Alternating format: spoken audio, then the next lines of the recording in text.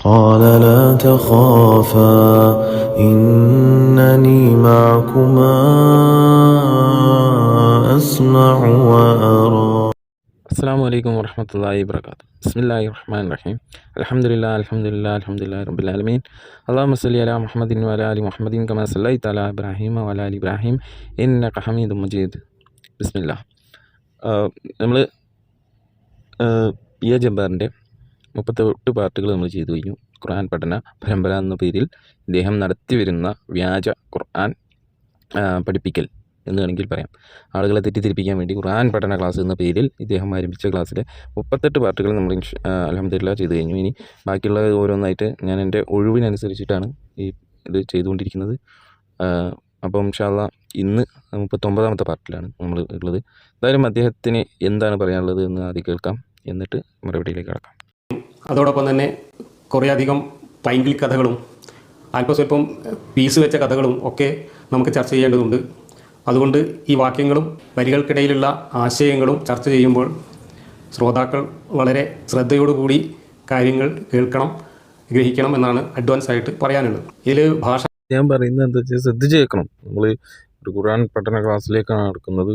Piece വെച്ച കഥയും മറ്റ് പല കഥകളും കഥകളൊക്കെ ഉണ്ട്. അപ്പോൾ നമ്മൾ ശ്രദ്ധിച്ച് കേൾക്കണം, എന്നാലേ കാര്യങ്ങളൊക്കെ മനസ്സിലാവുള്ളൂ. ഓക്കെ, നമുക്ക് ശ്രദ്ധിച്ചൊന്ന് കേൾക്കാം എന്താണ് അദ്ദേഹം പറയുന്നത്. ാണെന്ന് ദാവൂദ് ധരിച്ചു. അതിനാൽ അദ്ദേഹം തന്റെ റബ്ബിനോട് പൊറുക്കലിനെ തേടുകയും സുജൂദ് ചെയ്യുന്നവരായി നിലം വധിക്കുകയും ഖേദിച്ച് മടങ്ങുകയും ചെയ്തു. എന്താ ഇവിടെ വലിയൊരു പരീക്ഷണം അല്ലാഹു നടത്തി എന്ന് പറയുന്നു. ഭയങ്കരമായ ഖേദം കൊണ്ട് സുജൂദിലേക്ക് മൂക്കുകുത്തി എന്ന് പറയുന്നു, നിലം പതിച്ചു എന്ന് പറയുന്നു. ദാവൂദ് വല്ലാണ്ട് ഖേദിച്ച് മടങ്ങി എന്ന് പറയുന്നു. അപ്പോൾ ദാവൂദ് എന്തോ ഒരു വലിയ അപരാധം ചെയ്തിട്ടുണ്ട് എന്ന് ഇവിടെ വരുന്നുണ്ട്. ഇവിടെ ആണെങ്കിൽ ഖുർആൻ പറയുന്ന കഥ അനുസരിച്ച് സംഗതി എന്താണ്, ദാവൂദ് ഒരു അപരാധം ചെയ്തതായിട്ട് ഇവിടെ കാണുന്നില്ല. ഇവിടെ രണ്ടാൾക്കാരും മതിൽ ചാടി കടന്നു വന്നു. ദാവൂദിന്റെ ചേംബറിൽ, ദാവൂദ് എന്ന രാജാവിന്റെ സ്വകാര്യ മുറിയിൽ അദ്ദേഹം ആരാധിച്ചുകൊണ്ടിരിക്കുകയോ അല്ലെങ്കിൽ വെറുതെ ഇരിക്കുകയോ ചെയ്യുന്ന സമയത്ത് പാറാവുകാരെ എല്ലാം പറ്റിച്ച് കൊട്ടാരത്തിലെ എല്ലാ വാതിലുകളും എല്ലാ മതിലുകളും അനധികൃതമായി ചാടിക്കടന്ന് 2 പേര് രാജാവിന്റെ ചേംബറിൽ വന്നിട്ട് രാജാവിനോട് പറയാണ്.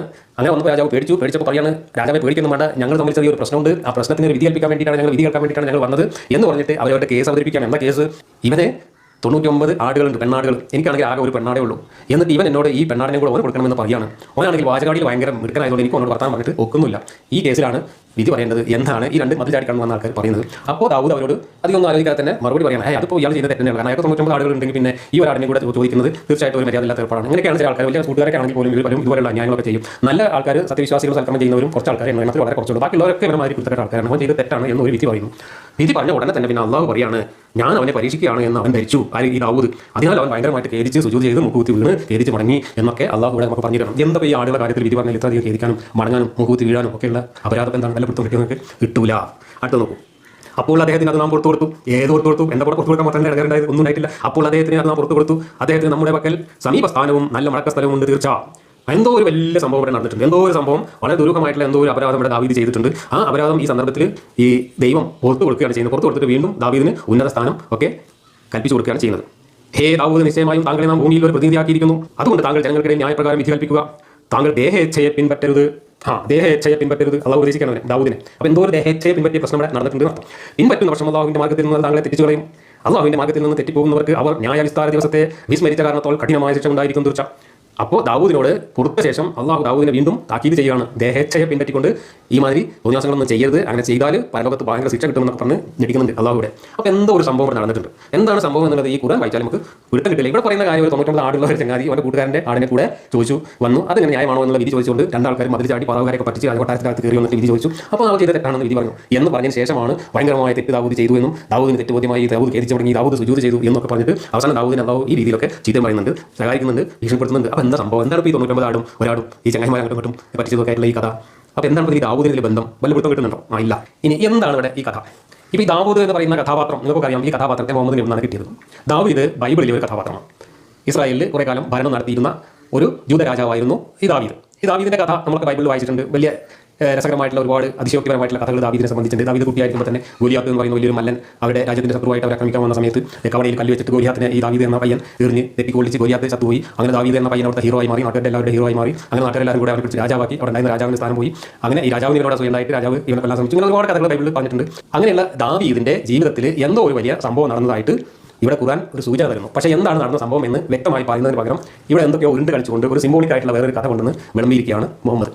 ഇനി ആ കഥ എന്താണ്, ഈ കഥ എന്നതിനെ സംബന്ധിച്ച് അപ്പോൾ സുഹൃത്തുക്കളെ കേട്ടല്ലോ. അപ്പോൾ അദ്ദേഹം പറഞ്ഞു വരുന്നത് എന്താണെന്ന് വെച്ചാൽ, ഈ കഥയായിട്ട് ബന്ധപ്പെട്ടിട്ട് അദ്ദേഹം ഒരു നരേഷൻ ഉണ്ടാക്കി അങ്ങനെ എന്താ പറയുക, മുഹമ്മദ് നബി സല്ലല്ലാഹു അലൈഹി വസല്ലമ ബൈബിളിൽ നിന്ന് പിക്ക് ചെയ്തതാണ് ഈ പറഞ്ഞ രാജാവായിട്ടുള്ള ദാവീദിനെ, എന്നിട്ട് ഇത് ഖുർആനിലേക്ക് ആഡ് ചെയ്താന്നൊക്കെയാണ് അദ്ദേഹം പറയുന്നത്.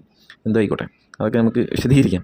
അപ്പോൾ അദ്ദേഹം പറഞ്ഞു തരുന്നത് എന്താണെന്ന് വെച്ചാൽ, ഈ വിഷയത്തിൽ ഖുർആനെ സംബന്ധിച്ചിടത്തോളം ഈ വിഷയം കൃത്യമാണ്, കാര്യങ്ങൾ വ്യക്തമായിട്ട് തന്നെ ഖുർആൻ പറയുന്നുണ്ട്. കാരണം ഒരു വിഷയവുമായിട്ട് രണ്ടാളുകൾ ദാവൂദ് നബി അലൈഹി സ്വലാത്തു വസ്സലാമിൻ്റെ അടുത്തേക്ക് വരികയാണ്.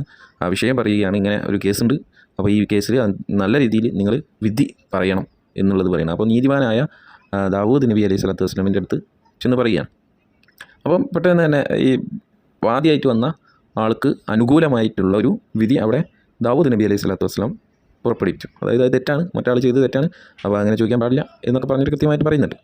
അപ്പോൾ എന്തിനാണ് പിന്നീട് ഇദ്ദേഹം പശ്ചാത്തപിച്ച് മടങ്ങിയതും സുജൂദ് ചെയ്തതും ഒക്കെ എന്തിനാണ് എന്നാണ് ഇദ്ദേഹത്തിൻ്റെ ചോദ്യം. അവിടെ കൃത്യമായിട്ട് തന്നെ ആ ഒരു സംഭവം സൂറത്ത് സ്വാദിൽ ആ സംഭവം കൃത്യമായിട്ടൊന്ന് വായിച്ചാൽ തന്നെ കൃത്യമായിട്ട് അത് സംഭവം മനസ്സിലാവും.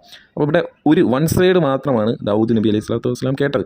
അപ്പോൾ തന്നെ വിധി പറഞ്ഞു. ശരിക്കൊരു പ്രതിഭാഗത്തുള്ള ആൾ എന്താണ് പറയാനുള്ളത് എന്നും വാദിഭാഗത്തുള്ള ആൾക്ക് എന്താണ് പറയാനുള്ളത് എന്നും കൃത്യമായിട്ട് കേട്ടതിന് ശേഷമാണ് വിധി പറയേണ്ടത് എന്ന് കൃത്യമായിട്ട് അവിടെ പഠിപ്പിച്ചു കൊടുക്കുകയാണ് ദാവൂദ് അലൈഹി സ്വലാത്തു വസ്സലാമിന്. പിന്നീട് അത് മനസ്സിലാവുകയും അങ്ങനെ ദാവൂദ് നബി അലൈഹി സ്വലാത്തു വസ്സലാം അതിന് പാപമോചനം തേടുകയും സുജൂദ് ചെയ്യുകയൊക്കെയാണ് അവിടെ ചെയ്യുന്നതെന്ന് കൃത്യമായിട്ട് മനസ്സിലാവുന്നുണ്ട്. അപ്പോൾ ഖുർആനിൽ ഈ വെറുതെ ഏതെങ്കിലും ഒരു കഥ പറഞ്ഞു പോവുക, അല്ലെങ്കിൽ ഒരു ചരിത്രം പറഞ്ഞു പോവുക, അങ്ങനെ ഒരു രീതി തന്നെ ഖുർആനിലില്ല. ഒരു ചരിത്രം ഒരു കാര്യം ഖുർആൻ പറയുന്നുണ്ടെങ്കിൽ ആ വേർഡ് അതിൽ ഉൾക്കൊള്ളിക്കാൻ ഇൻക്ലൂഡ് ചെയ്യുന്നുണ്ടെങ്കിൽ, അത്രയും വചനങ്ങൾ അതിനു വേണ്ടി യൂസ് ചെയ്യുന്നുണ്ടെങ്കിൽ അതിൽ എന്തെങ്കിലും ഒരു പാഠം മനുഷ്യർക്കുണ്ടാകും. അതുകൊണ്ടാണ് മുൻകാല പ്രവാചകനിൽ നിന്നും നിനക്ക് വേണ്ടത് നാം നിനക്ക് പറഞ്ഞു തരുന്നുണ്ട് എന്ന് പറയുന്നുണ്ട് ഖുർആനിൽ തന്നെ. അപ്പോൾ അത് കൃത്യമായിട്ട് അവിടെ പറയുന്നത് എന്തിനാണ്. അപ്പോൾ ഇത് തന്നെ നമുക്ക് ഖുർആനിൽ തന്നെ നബി സല്ലല്ലാഹു അലൈഹി വസല്ലമയുമായിട്ട് ബന്ധപ്പെട്ടിട്ട് ഇങ്ങനൊരു സംഭവം നമുക്ക് കാണാൻ കഴിയും. അതായത് യഹൂദമായിട്ട് ബന്ധപ്പെട്ട് പടയങ്കി നഷ്ടപ്പെട്ട സംഭവമായിട്ട് ബന്ധപ്പെട്ട് ആ സമയത്ത് നബി സല്ലല്ലാഹു അലൈഹി വസല്ലമ വിധി പ്രഖ്യാപിക്കും, ജൂതനെതിരെ വിധി പ്രഖ്യാപിക്കുന്ന സമയത്ത് അല്ലാഹു സുബ്ഹാനഹു വ തആല 10 ആയത്തുകളാണ് സൂറത്ത് നിസായിൽ 105 മുതൽ 115 വരെയുള്ള വചനങ്ങൾ നമുക്ക് കാണാൻ കഴിയുന്നുണ്ട്. അപ്പോൾ അത് നബിയെ അവിടെ തിരുത്തുകയാണ് ചെയ്യുന്നത്. അപ്പോൾ പ്രവാചകന്മാരെ സംബന്ധിച്ചിടത്തോളം ചെറിയ തെറ്റ് പറ്റുക എന്ന് പറഞ്ഞു കഴിഞ്ഞാൽ അവർക്കത് വലിയ പശ്ചാത്താപമായിട്ട് തന്നെ അവർ അള്ളാഹുവിനോട് പശ്ചാത്തപിച്ച് മടങ്ങുകയും ഒക്കെ ചെയ്യുന്നതായിട്ട് നമുക്ക് പല പ്രവാചകന്മാരുടെയും ചരിത്രങ്ങൾ നോക്കിയാൽ തന്നെ കാണാൻ കഴിയും. അതാണ് ഇദ്ദേഹം എടുത്ത് എന്തോ സംഭവം നടന്നിട്ടുണ്ട്, അപ്പോൾ അത് നമുക്ക് എവിടെ പോവാ, ബൈബിളിൽ പോവാ, അവിടെ നിന്ന് കിട്ടും, കാരണം ഇതിന്ന് കിട്ടുന്നില്ല എന്നാണ് ഇദ്ദേഹം പറയുന്നത്. എന്തായാലും ബൈബിളിലെ എന്താണ് ആ കഥ എന്ന് ഇദ്ദേഹം പറയുന്നതായിട്ട് നമുക്ക് നോക്കാം. പ്രത്യേകിച്ച് നമുക്ക് വേറൊരു കാര്യം കൂടി പറയാനുള്ളത് വെച്ചാൽ ഇതൊക്കെ ബൈബിളിൽ നിന്നും അടിച്ചു മാറ്റിയാണെന്ന് ഇദ്ദേഹം ഇടയ്ക്കിടയ്ക്ക് പറയാറുണ്ട്.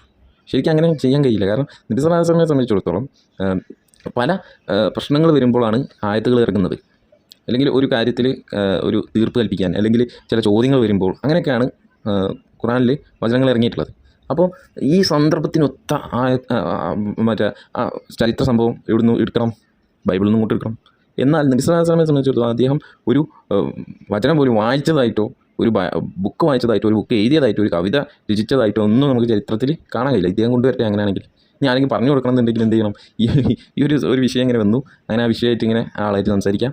അപ്പോൾ ഇങ്ങനെ ഒരു സിമിലറായിട്ടുള്ളൊരു വിഷയം എന്ത് ഇവിടെ ബൈബിളിലുണ്ട് എന്നൊക്കെ ഇങ്ങനെ പറഞ്ഞു കൊടുത്ത് അങ്ങനെ എത്ര സമയം എടുക്കുന്നത്. അതൊക്കെ സംഭവിച്ചു എന്നൊക്കെ ഇദ്ദേഹം പറയണമെങ്കിൽ ഇതിനൊക്കെ ഒരു തെളിവ് വരാം. പ്രത്യേകിച്ച് ആ കാലത്തൊന്നും ഹിബ്രു ബൈബിളുള്ള ബൈബിള് ഒരിക്കലും അറബിയിലേക്ക് ട്രാൻസ്ലേറ്റ് ചെയ്തതായിട്ടില്ല. 9-ാം നൂറ്റാണ്ടിന് ശേഷമാണ് അറബിയിലേക്ക് ട്രാൻസ്ലേറ്റ് ചെയ്യുന്നത് ബൈബിൾ തന്നെ.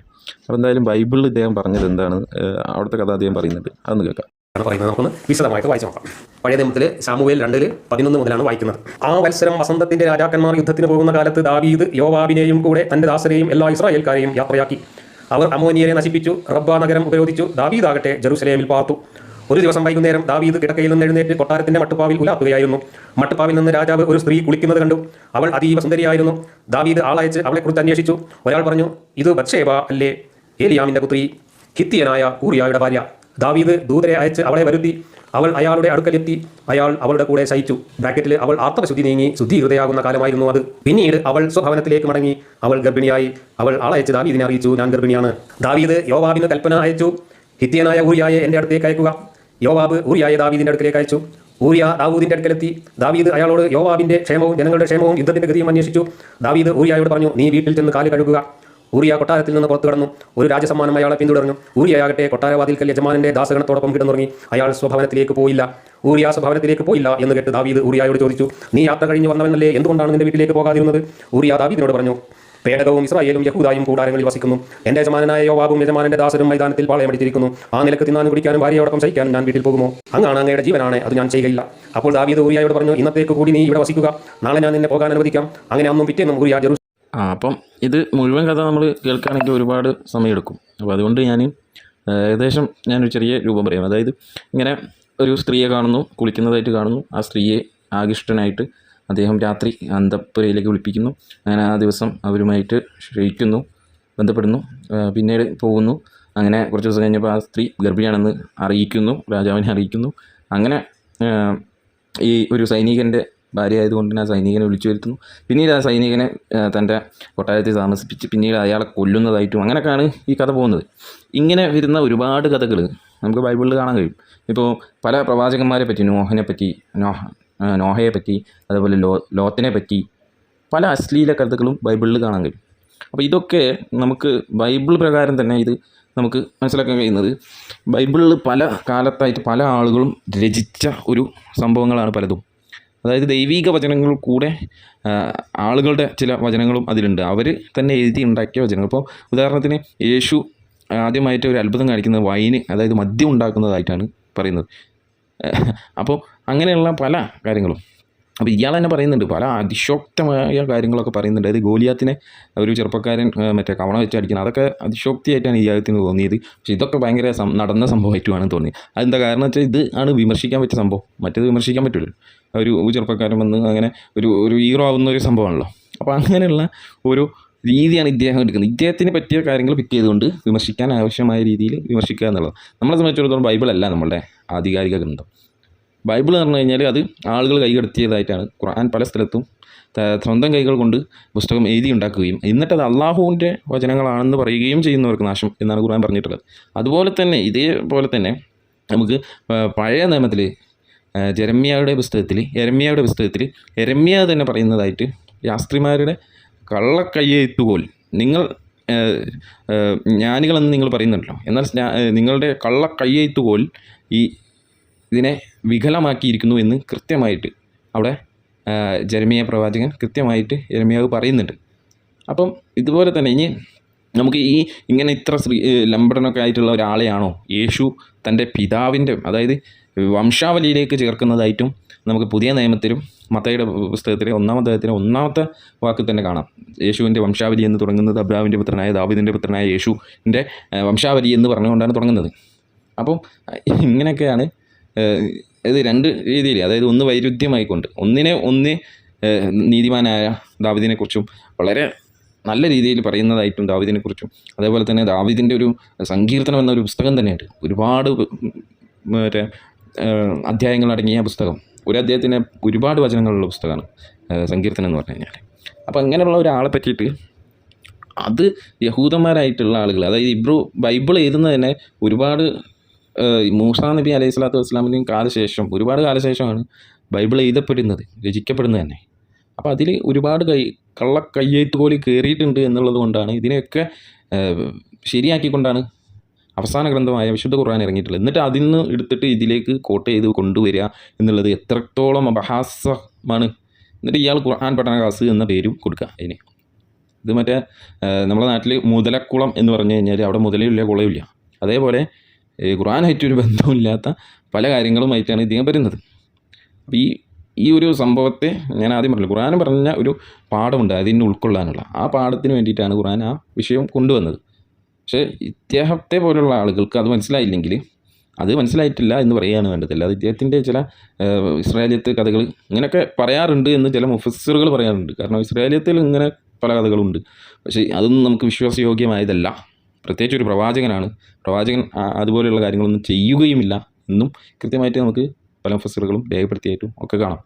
അപ്പോൾ അതാണ് പിന്നീട് ഈ വിഷയമായിട്ട് ബന്ധപ്പെട്ടിട്ട് ഇതാണ് എനിക്ക് പറയാനുള്ളത്. അല്ലാതെ ഇദ്ദേഹത്തിനെ പോലുള്ള ആളുകളിൽ നിന്ന് ഒരിക്കലും ഖുർആനെ പഠിക്കാൻ ആരും ശ്രമിക്കരുത്. കാരണം ഇദ്ദേഹത്തിന് തന്നെ ഖുർആൻ തീരെ അറിയില്ല എന്നും ഇദ്ദേഹത്തിന് പലരും പറഞ്ഞു കൊടുക്കുന്നതാണെന്നും ഒക്കെ നമുക്ക് പല ആളുകളും പറഞ്ഞിട്ട്, ഇദ്ദേഹത്തിൻ്റെ തന്നെ കളത്തിൽ കളിച്ചിരുന്ന അയ്യൂബ് മൗലവി എന്ന അദ്ദേഹം തന്നെ പറയുന്ന ഒരു വാക്കുകൾ ഞാനിതിൽ ചേർക്കുന്നു. സാധാരണ കുറേ 10-15 കാലം യുക്തിവാദിയായി നിന്നിരുന്ന ഒരാളെന്ന നിലക്ക് അഷിഫാഹുൽ ഗയ്യി അസ്സുആൽ എന്നാണ്, അറിവില്ലായ്മയുടെ മരുന്ന് അന്വേഷിക്കലാണ് എന്നുള്ളതാണ്. ഇപ്പോൾ ഈ ജബ്ബാറു മാഷൊക്കെ ചെയ്യുന്നത് ഖുർആൻ ക്ലാസ് എന്ന് പറഞ്ഞിട്ടാണ് ക്ലാസ് എടുക്കുന്നത്. എന്നാൽ അവർക്ക് അറബി അറിയില്ല, ഇസ്ലാം മതത്തെക്കുറിച്ചിട്ട് പഠിച്ചിട്ടില്ല. ഈ പഠിക്കാത്ത ആളുകളാണ് ക്ലാസ് എടുക്കുന്നത്. ഇപ്പം നമ്മളൊരു ഡ്രൈവിംഗ് ക്ലാസ് എടുക്കാൻ നോക്കുക, എനിക്ക് ഡ്രൈവിംഗ് അറിയില്ല, ട്രാഫിക് നിയമവും അറിയില്ല, ഞാൻ എങ്ങനെ നിങ്ങളെ ഡ്രൈവിംഗ് പഠിപ്പിക്കും? എനിക്ക് അറബി ഭാഷ അറിയില്ല, ഇസ്ലാം മതവും ഞാൻ പഠിച്ചിട്ടില്ല. ആരൊക്കെയോ എന്തൊക്കെയോ ഇവിടെ നിന്നൊക്കെയോ പറഞ്ഞു കേട്ടു, അതിൻ്റെ മേല് മൂക്കില്ലാ രാജ്യത്ത് മുറിമുക്കൻ രാജാവ് പറഞ്ഞമാതിരി ഞാൻ എന്തൊക്കെയോ പറഞ്ഞുകൊണ്ടിരിക്കുകയാണ്. ഇത് മതവിമർശനമല്ല. മതവിമർശനം നടത്തേണ്ടത് ഓറിയൻ്റലിസ്റ്റുകൾ പോലും ഇസ്ലാമിനെ പഠിച്ച് മനസ്സിലാക്കിയിട്ടാണ് വിമർശിച്ചുകൊണ്ടിരുന്നത്. എന്നിട്ട് അവസാനം ഇന്ന് ഓറിയൻ്റലിസ്റ്റുകൾ എവിടെ? കുറേ ആളുകൾ ഇസ്ലാമിക്ക് തന്നെ തിരിച്ചു വന്നു. കുറേ ആളുകൾ വിമർശനത്തിൻ്റെ ആ ഗ്രന്ഥങ്ങൾ ലൈബ്രറിയിൽ കെട്ടിക്കിടക്കുന്ന കേവലം പുസ്തകങ്ങളായി ഒരാശയമായി ലൈബ്രറിയിൽ തന്നെ കിടക്കുകയാണ്.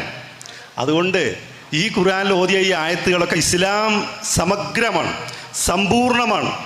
മനുഷ്യൻ്റെ ജനനം മുതൽ മരണം വരെ സമഗ്രമായി അതിൽ പ്രതിപാദിച്ചിട്ടുണ്ട്.